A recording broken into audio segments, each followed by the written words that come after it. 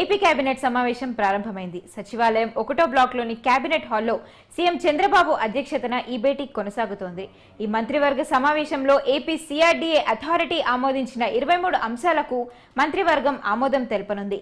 దీంతో పాటు కాకినాడ పోర్టు అంశంపై ప్రభుత్వం కీలక నిర్ణయం తీసుకునే అవకాశం ఉంది.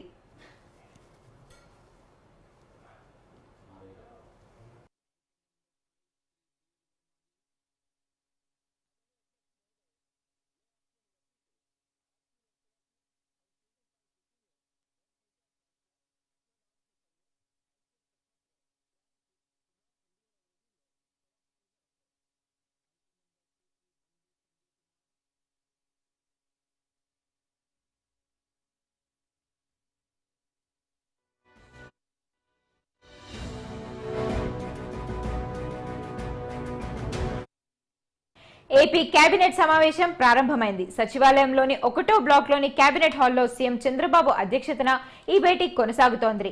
ఈ మంత్రివర్గ సమావేశంలో ఏపీ సిఆర్డీఏ అథారిటీ ఆమోదించిన 23 అంశాలకు మంత్రివర్గం ఆమోదం తెలపనుంది. దీంతో పాటు కాకినాడ పోర్ట్ అంశంపై కూడా ప్రభుత్వం కీలక నిర్ణయం తీసుకునే అవకాశం ఉంది.